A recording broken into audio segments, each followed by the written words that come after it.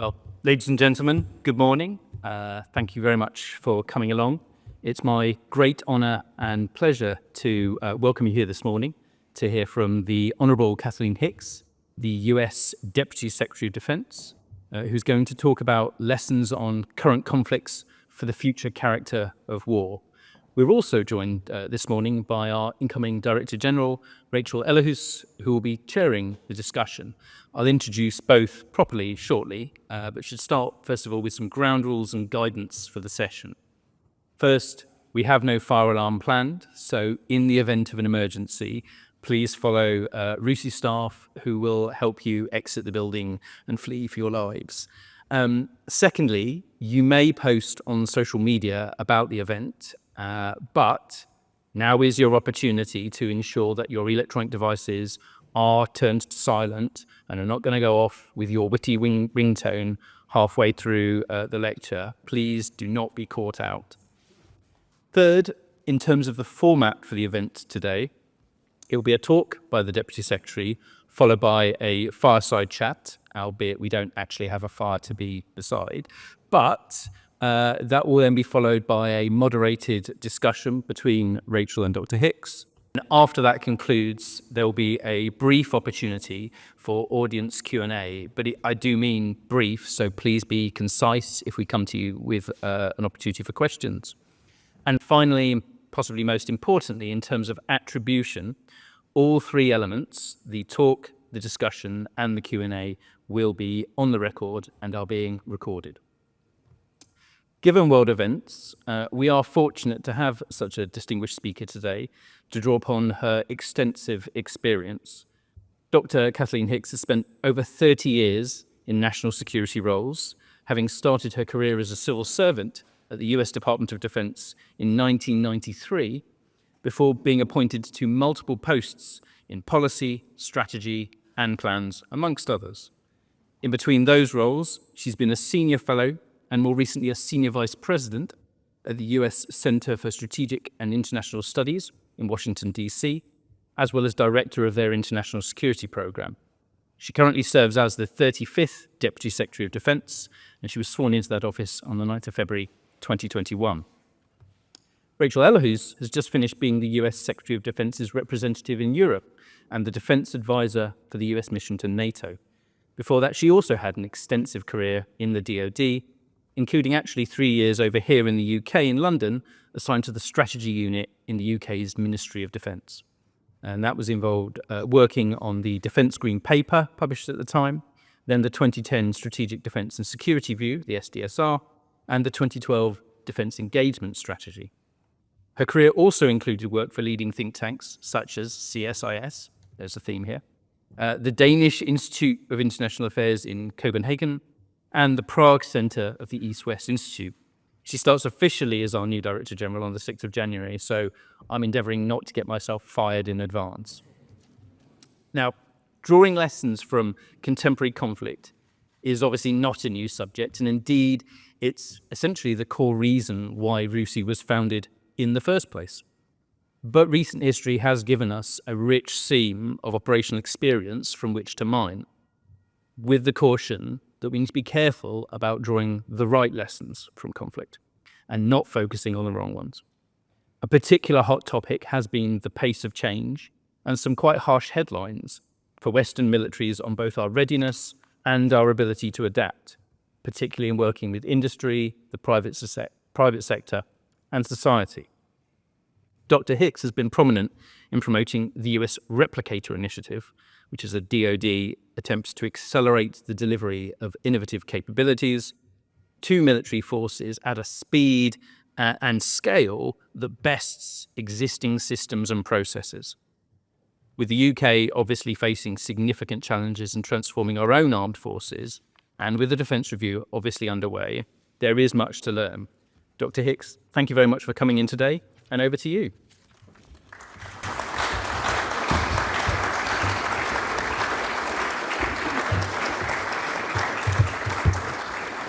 Well, thank you very much, Matthew, and good morning to everyone. It is truly great to be back at the Royal United Services Institute Across the pond, RUSI is well recognized for its incisive research and broad convening power on defense and security matters.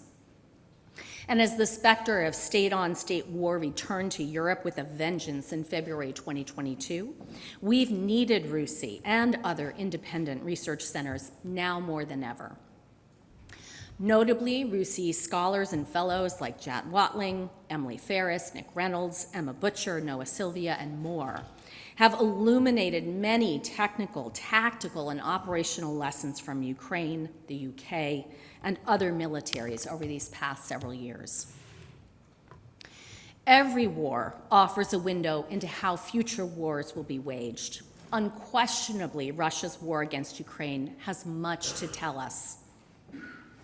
For instance, we're seeing novel applications of both old and new technologies, some of which will be significant factors in how wars of the future will likely be fought.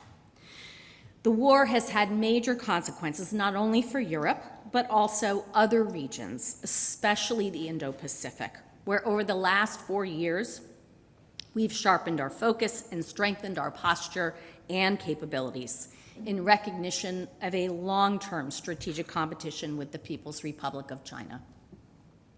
We've done so recognizing that competition does not mean conflict, because no one should desire the global devastation that such a war would bring.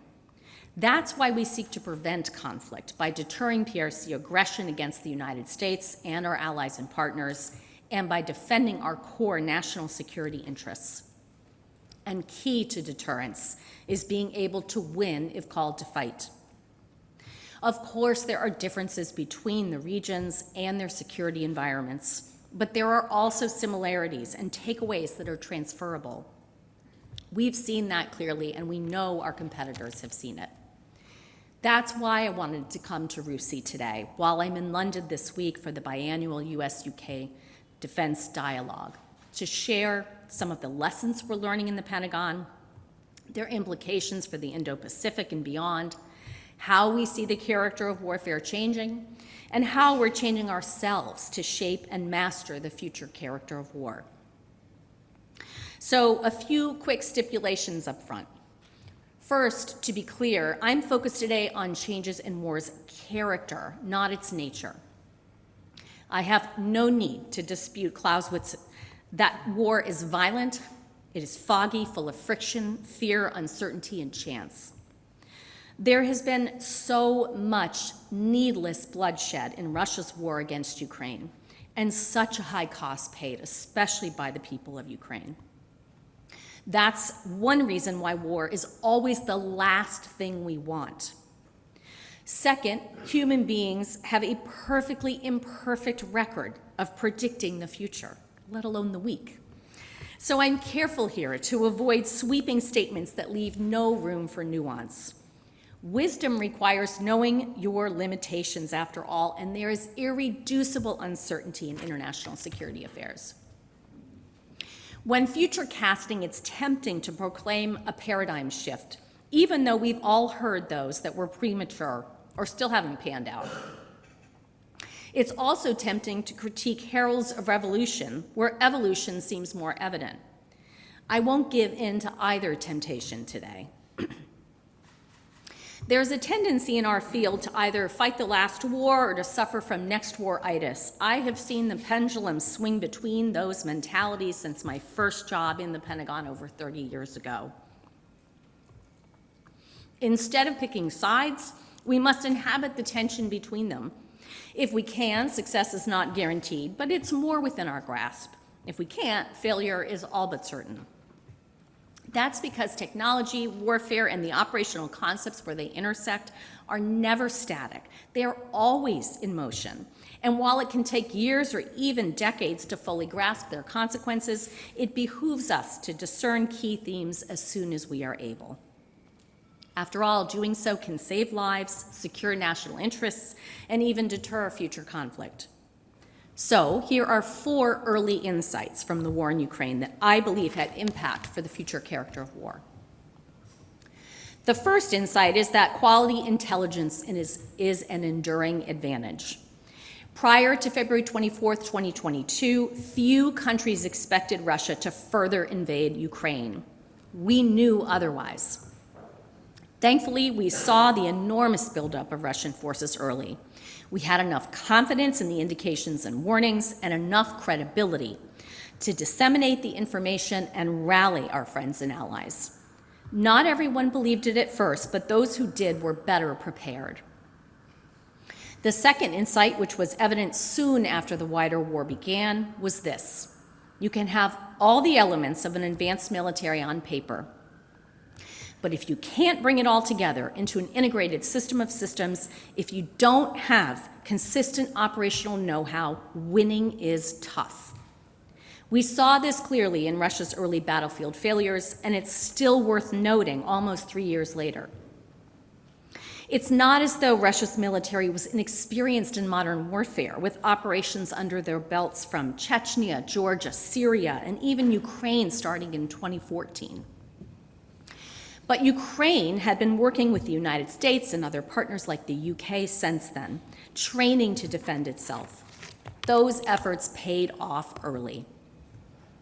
It's a reminder of an enduring reality: readiness, training, and operational art, especially on how to aggregate systems in depth across time and space, are often more important for military power than numbers or technology alone. Indeed, a military force can add up to less than the sum of its parts. Historically, that kind of integration and ability to operate jointly is a relative strength of the US military and our closest allies, like the UK. And we're always getting better, both individually and together, by constantly marrying new operational concepts with game-changing capabilities. We've, of course, seen Russia adapt and improve with time, which brings me to a third insight. Protracted warfare is alive and well, even among advanced militaries. As RUSI scholars noted 2 years ago, Putin planned to take over Ukraine within 10 days. To date, he's missed his target timeline 100 times over. He underestimated Ukraine's will to fight and ability to innovate. And frankly, so did many in the West. Even with the best intelligence apparatus in the world, you won't always get everything right. The clear takeaway is no one should underestimate the ability of an educated, networked, capable society to self-organize and resist aggression. Those societal strengths in Ukraine have made their resistance even more challenging for Russia. The Ukrainians are showing how effectively a smaller adversary can tie down a larger one with the right capabilities and support. A big reason why is the fourth insight, which is that alliances and partnerships are an asymmetric advantage, especially when the free world comes together.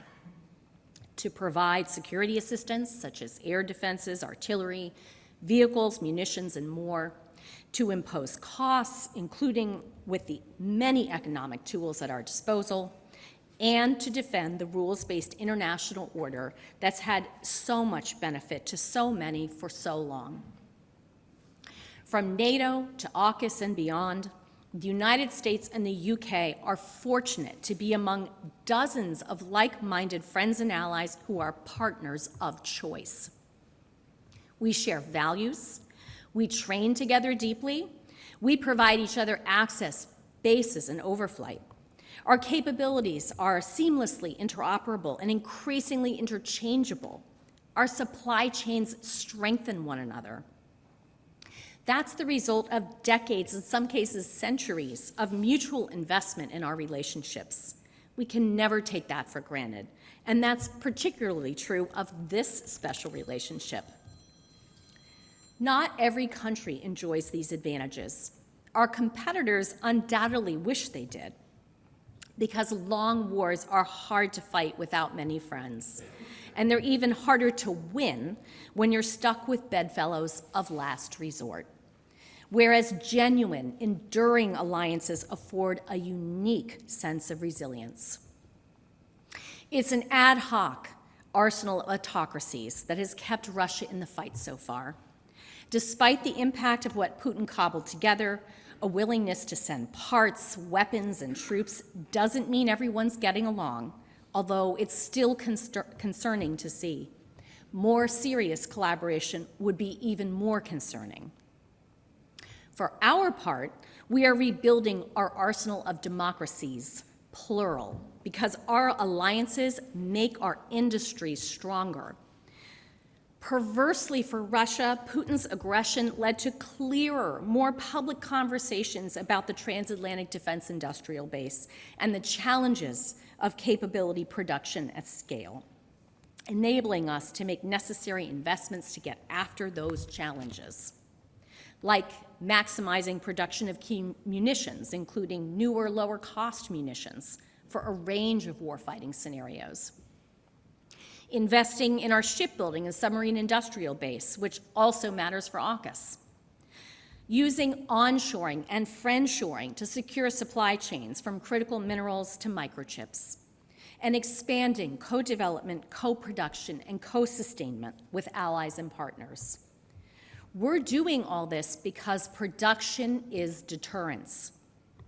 And while the engines of production never spin up to 100% overnight, the war in Ukraine galvanized democratic societies to jumpstart their industries and deepen their stockpiles to better deter aggression and prepare for the future. So what should these insights mean for the Indo-Pacific and the PRC? For one, Moscow's early battlefield struggles should be deeply concerning for Beijing. This is especially true because the PLA is far less experienced at modern warfare than the Russian military. The PLA hasn't fought a war in 40 years. Meanwhile, Ukraine's example of resistance and innovation against an aggressor should also be appreciated clearly on both sides of the Taiwan Strait, in the South China Sea, and elsewhere. If the PRC were to pursue aggression against a neighbor, it would likely find what Russia found in Ukraine, that both sides must be prepared for a drawn-out, protracted fight where the costs for all only go up over time. And the power of what like-minded friends and allies can do together is also on clear display in the Indo-Pacific, where we've seen what Secretary Austin has called a new convergence of our allies and partners around a shared vision of security from Northeast Asia down to Australia and the Pacific Islands. Nowhere is that convergence clearer than in AUKUS, where we're working closely with our British and Australian allies to field algorithms that are already enhancing anti-submarine warfare capabilities, to launch UK torpedoes from US platforms and vice versa, and to advance our capabilities in hypersonics and combined autonomy, among many others.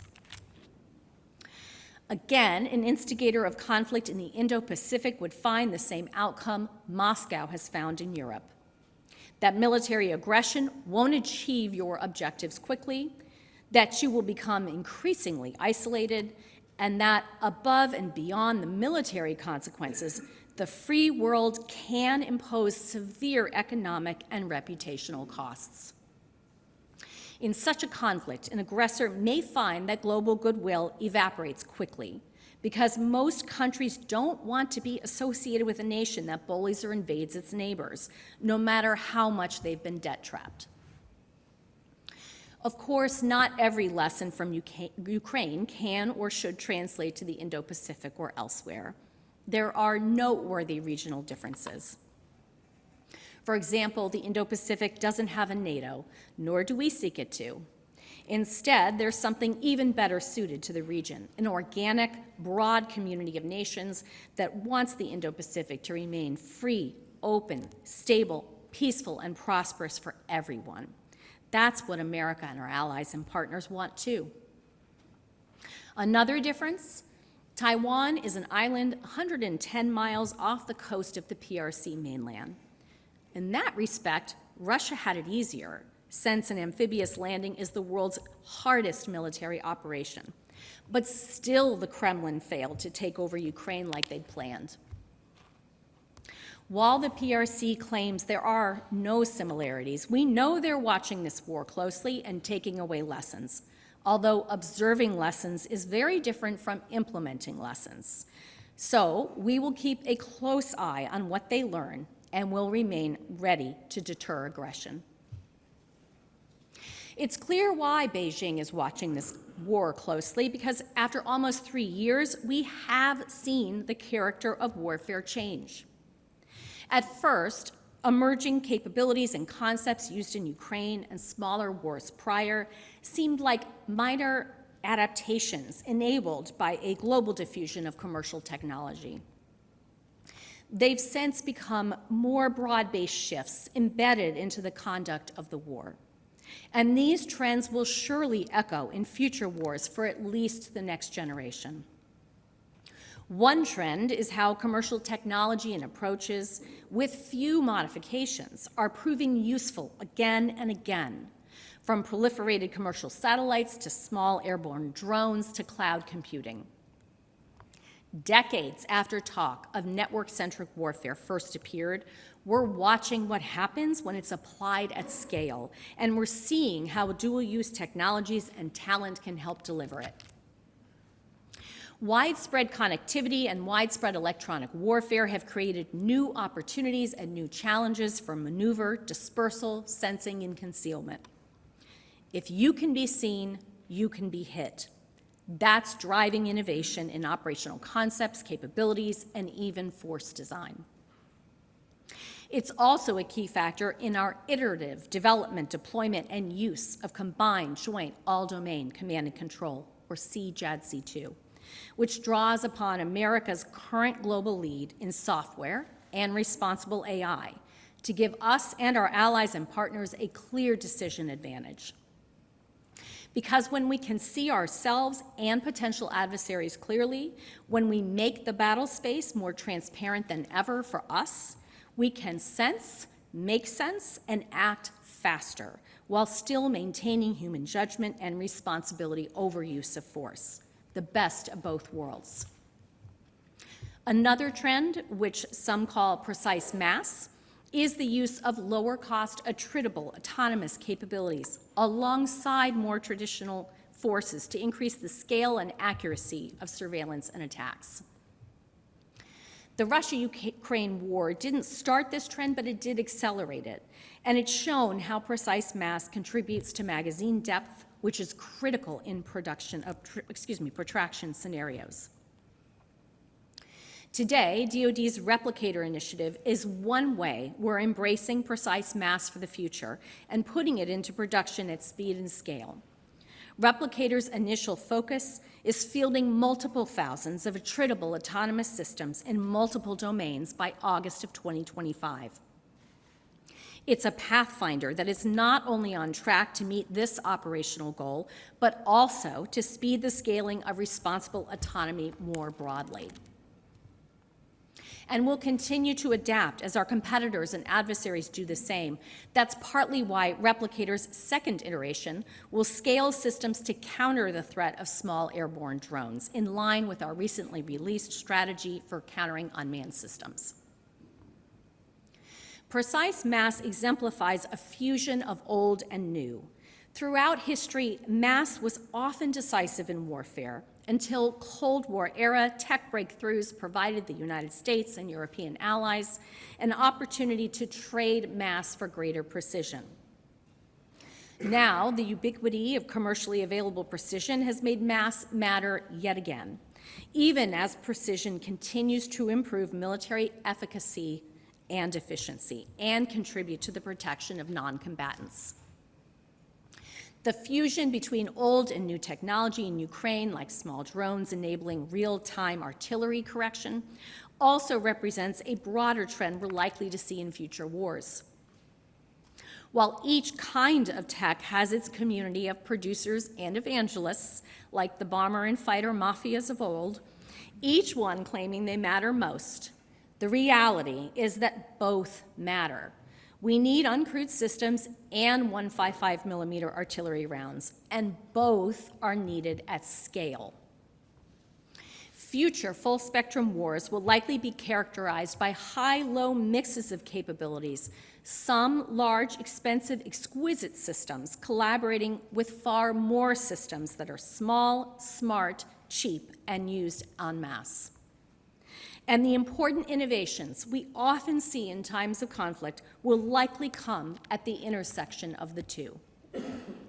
The best militaries will master both, and the greatest advantage is likely to accrue to those who are able to combine extant and emerging capabilities to most effectively achieve their operational objectives. At the same time, the Russia-Ukraine war reaffirms that technology, whether old, new, or both, is seldom itself determinative. For instance, we've repeatedly seen Russia raining down joint firepower strikes to try to capture Ukrainian territory. That alone didn't get the job done, even when they were expending their best munitions. Remember, they used hypersonic missiles to virtually no strategic effect. Ukraine even took some of the hype out of hypersonics when a Patriot battery intercepted a Russian Kinzhal last year. Make no mistake, taking and holding territory still requires a capable ground force. To determine which militaries would win a future war, look at the quality of their people, their existing capabilities, and their emerging technologies, and look at how they fuse all three into new ways of fighting, operating, and adopting innovation at speed and scale. Today, no one does that better than the US military and allies like the UK, and we've got the best people doing it to boot. That will drive and sustain our military edge, not just tomorrow, but for years and decades to come. I'll conclude today with two key tenets for policymakers that I hope we all take away for the long haul. Both go beyond the character of warfare.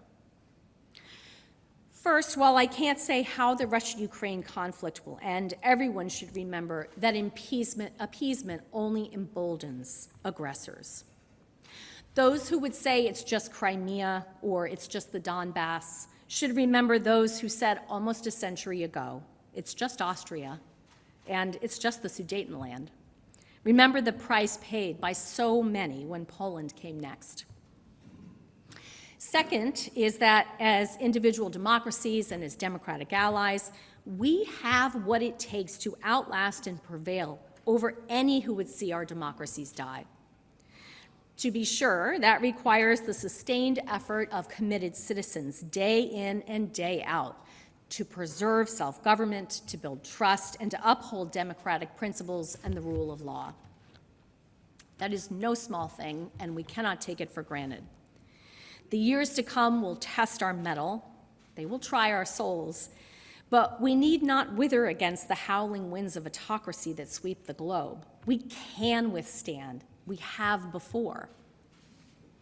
Remember that the strongest parts of our militaries, our nations, and our alliance do not come from cutting-edge capabilities, the size of our forces, or even the novelty of our technologies and operational concepts.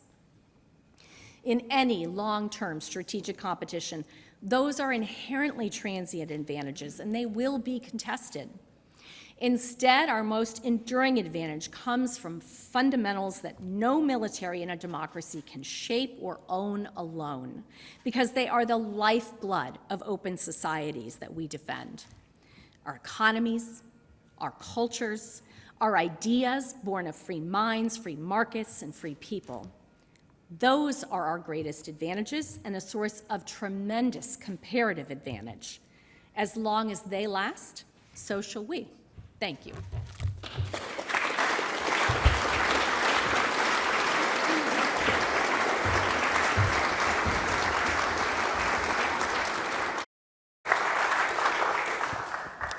Well, that was so much to digest. Very fascinating, compelling lessons, very insightful. Thank you for taking the time to at least get us on the right track to drawing the right lessons, and in particular, drawing those links between what we're learning from the Ukraine conflict to how it could apply in the Indo-Pacific. That is the right way to look at things in such an interconnected world. But my first question is going to bring us a little closer to home. You were just here for the biannual defense talks with the UK, which is in the midst of the Strategic Defense Review. And I'm sure a lot of people in the audience would love to hear from you.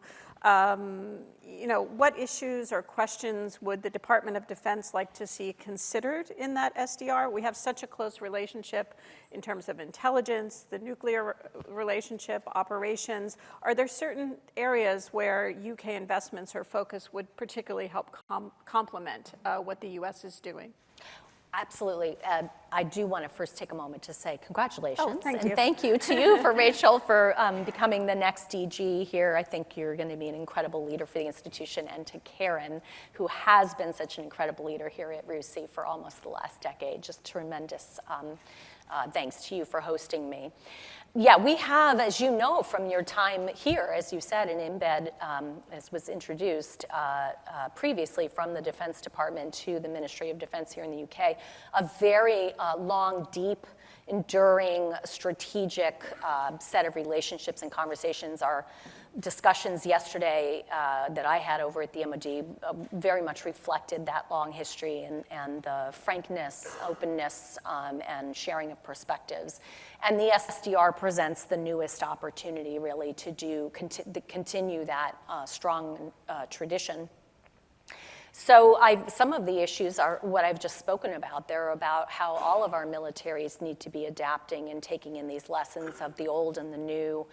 Very challenging in the fiscal environment, I think, that the UK faces, and so we're of course interested in making sure that there can be a sufficient provision of resources for defense here in the UK, but it's, as I know well, as the deputy at DoD, it's insufficient to just look at it as a money issue. You also have to look at how you're investing and how effective those capabilities can be. So we certainly value the UK's nuclear deterrent contributions, very much the maritime capability, the ability to be expeditionary, to operate throughout the world.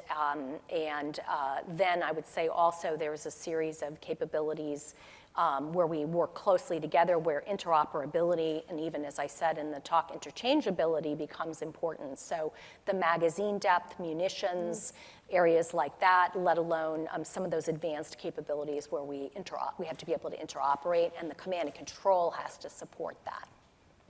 Thank you.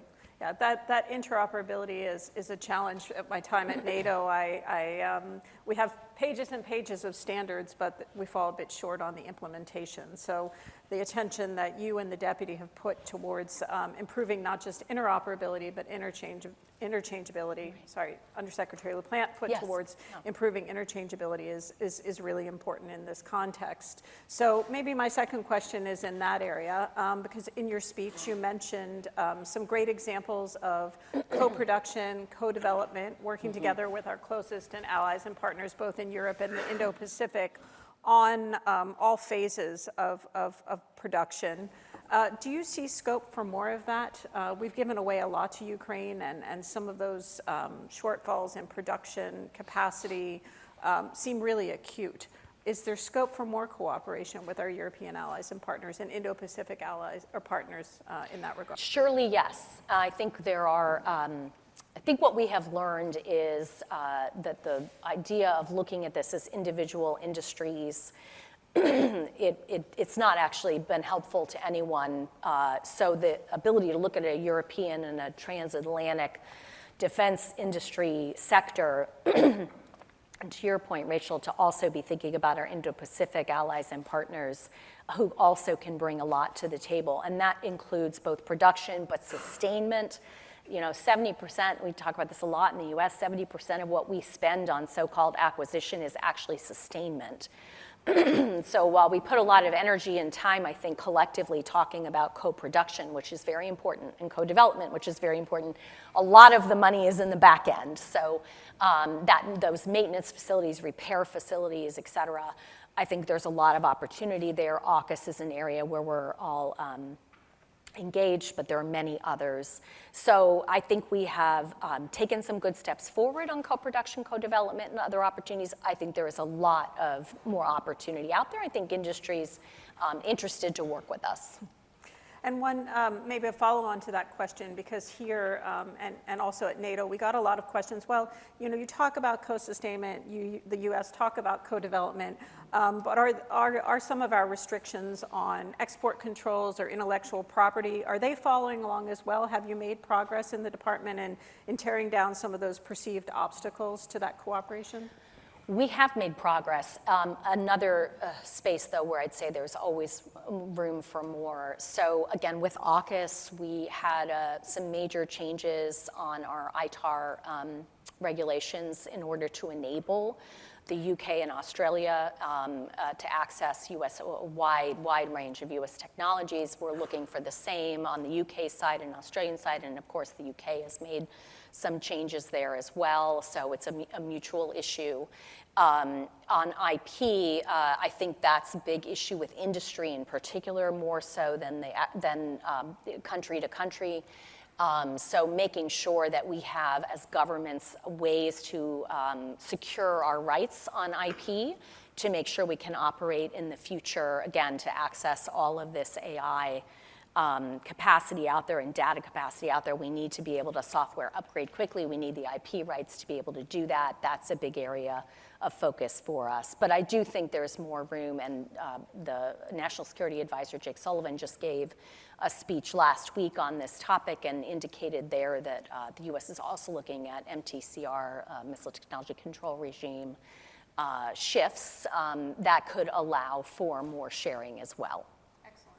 Seems like the right trajectory. I want to open it to audience Q&A in a moment, but maybe I can just sneak one more in myself.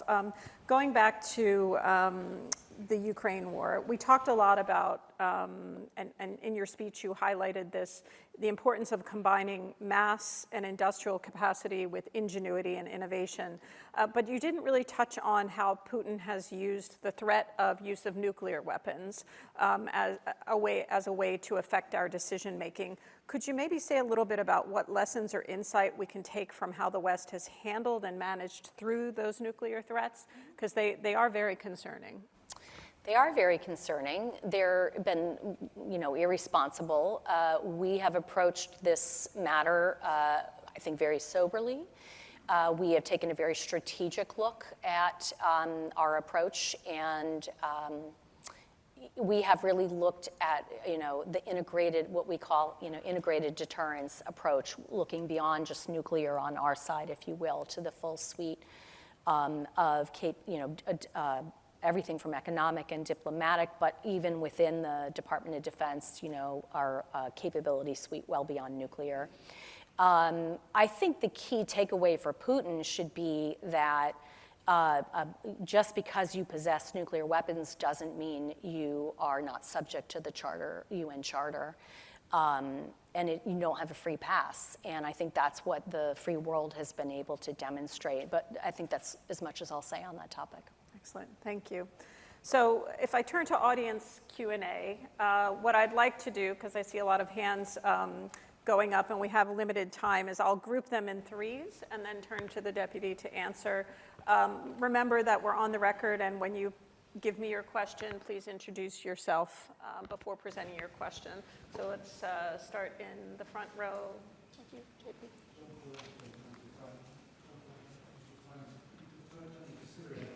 What's the plan to maintain the security of the ISIS, and what's the plan to their security be compromised, and how are you going to make that? I'll group just to give you some space to think about things as well, if that's okay. Also in the front row.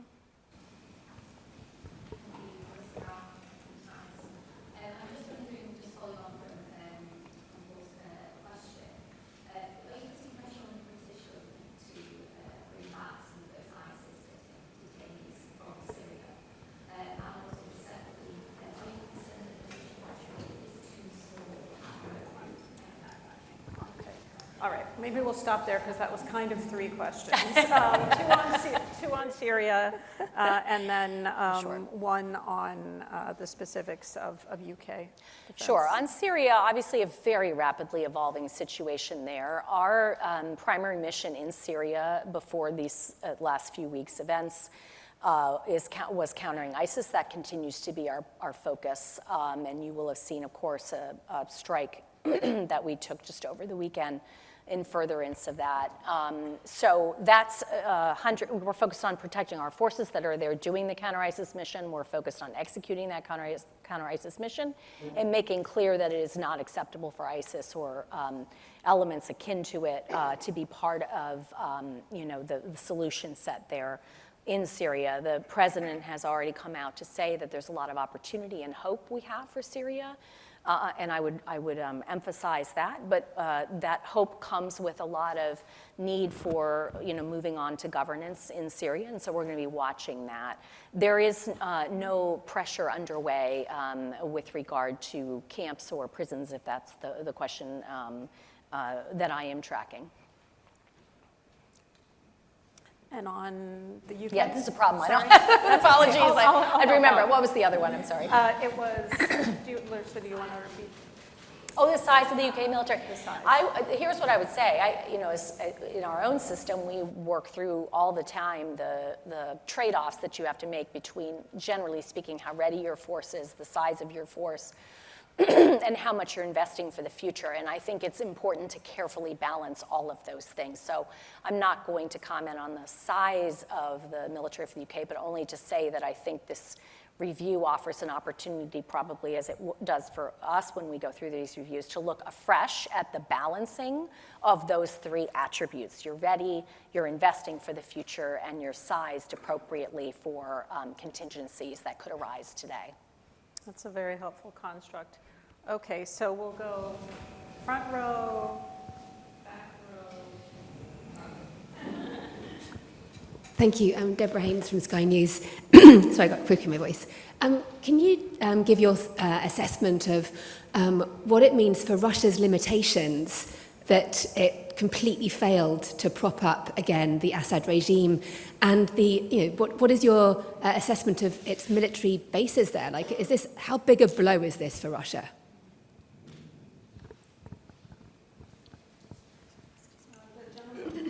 Hi, I'm Nikki, News Agency TASS. My question is about Ukraine and precisely about Russian launch of its new missiles Oreshnik in Ukraine. Has Pentagon conducted an assessment of this launch, and when will the United States be able to develop its own capabilities of this kind? Thank you. Jonathan?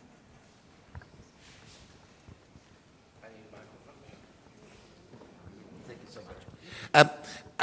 Jonathan Isle from the Institute. Can I take you to the other side of the world and to AUKUS? How much is this arrangement sui generis for the 3 countries, and how much could other nations plug into it? And connected to that, is there a consensus in Washington on AUKUS, or do you see opinions changing with the new administration? Okay. Wrote it all So the first 2 questions were related to Russia. Yes, yeah. One about Russia's limits, I guess, to foreign Yes. policy and operations, given what happened in Syria, and then some specific questions about the missile launch. Sure. So going backwards, maybe I'd say the same thing I said on the hypersonic use early on. The new capabilities were used. We take note of that. We assess that going forward. Don't see a significant effect strategically or operationally on the war with that use. I do think this is the collapse of the Assad regime is a blow to Russia in the Middle East. I think you can, time will be able to help us understand the connectivity of all these various trends, but there's no doubt that during the course of the Biden administration, both the Iranian axis of resistance and Russia's failed attempt to overtake Ukraine and now Syria are indications of weakness there. I think the Hezbollah ceasefire provides a sign of how one can come out of this into perhaps a more stable approach, and I'm hopeful that we can see more of those sort of peaceful ways forward. Excellent. And Jonathan's question was about AUKUS and how some of the work that you're doing in the defense industrial space could possibly translate in the European context. Well, first of all, on AUKUS, I think part of the question, too, is about the sustainability of AUKUS and then the growing the community of AUKUS. So I think there's absolutely opportunity both to sustain it and to grow it. I do think the focus is for both pillars, making sure that the 3 founding members here are able to advance the capabilities, both the submarine capability and, of course, the advanced technology capabilities. But advanced technology capabilities applied against key operational problems. These aren't fantastical issues. These are real-world problems that we're working against. And then I think there is room to build on that, or to build like, in addition to build on that, to build like constructs, to your point about Europe. The sustainability, look, I think Secretary Austin just was asked this last week, and I'll repeat what he said, which is it's to the strategic advantage of all partners, and that includes the United States. I think it's been incredibly helpful to galvanize both what we can do on the innovation front and to strengthen the deterrent in the Indo-Pacific. That leads to stability in the Indo-Pacific. What we want is not war. What we want is the PRC to wake up every day, and any other aggressor, and say today is not the day. There's enough deterrent out there, it's not worth the cost, and I think AUKUS advances that. Well, I think that's an excellent note to end on. Once again, going back to the ties between the 2 theaters. And I want to take an opportunity to thank you for all the work you've done to lay solid foundations in the department, whether it's the people in the department who really make the policy and carry things forward, or really setting us on a nice trajectory in terms of innovation, operations, and whatnot. So thank you so much, and good luck with whatever is next. Thank you very much.